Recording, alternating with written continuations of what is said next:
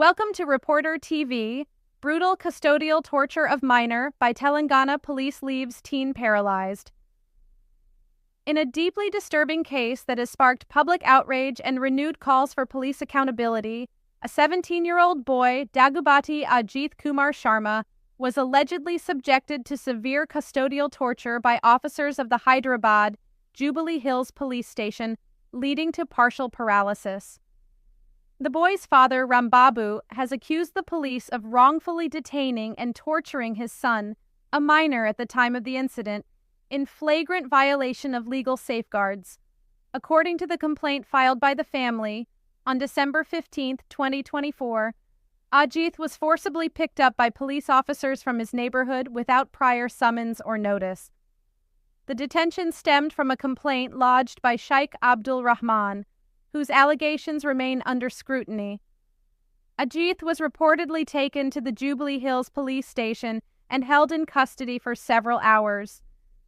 During this time, his family alleges that Inspector Venkateswara Reddy and Sub-Inspector Vinod Kumar Reddy subjected him to brutal physical assault, including beatings with lathis, kicking, and forced stress positions. He was beaten until he collapsed. They didn't care that he was a child. They didn't inform us. We only found out when he was dumped at the government hospital, said Rambabu, struggling to hold back tears. Medical reports accessed by the family confirm that Ajith suffered neurological trauma, spinal damage, and internal injuries consistent with blunt force trauma.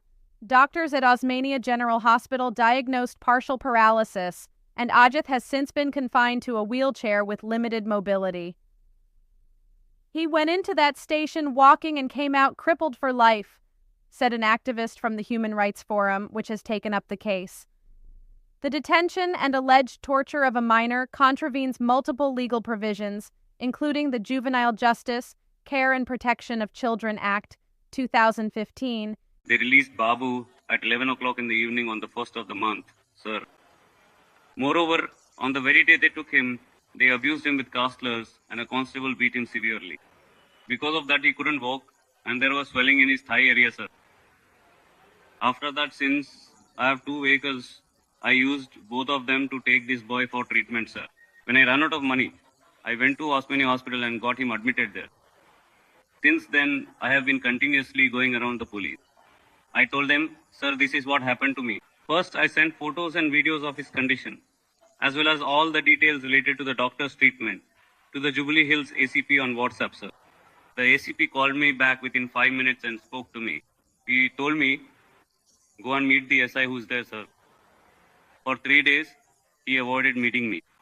On the 4th day of what felt like an interminable and increasingly frustrating ordeal, after a prolonged and arduous process of repeatedly calling various departments and enduring an agonizingly long waiting period that stretched for an hour and a half, filled with the monotonous drone of old music and intermittent unhelpful automated messages, I found myself, to my utter dismay and growing exasperation, standing inside what was unequivocally the wrong building, a place that bore no resemblance to my intended destination and only served to compound the mounting sense of futility and wasted effort. This particular day had dawned with a faint glimmer of hope, quickly extinguished by the bureaucratic labyrinth I was forced to navigate. Each minute spent on hold felt like an eternity, the silence punctuated only by the occasional click or the disembodied voice of an operator who seemed equally lost in the system. The initial call had been placed with a sense of cautious optimism,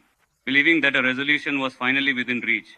But as the minutes turned into an hour, and then an hour and a half, that optimism steadily eroded, replaced by a gnawing sense of dread and the realization that I was caught in a seemingly endless loop of inefficiency. The discovery of being in the wrong location, after such a significant investment of time and emotional energy, was a particularly bitter pill to swallow, highlighting the profound disconnect between expectation and reality and underscoring the sheer magnitude of the logistical errors that had plagued this entire endeavor from its very inception.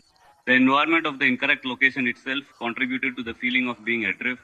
It was an unfamiliar, sterile space, devoid of any comforting signs or helpful personnel, further isolating me in my predicament and amplifying the sense of being utterly misplaced and overlooked within a vast indifference system. The cumulative effect of these delays and misdirections was a profound sense of exhaustion, both mental and physical, as the day wore on with no clear path forward emerging from the chaos.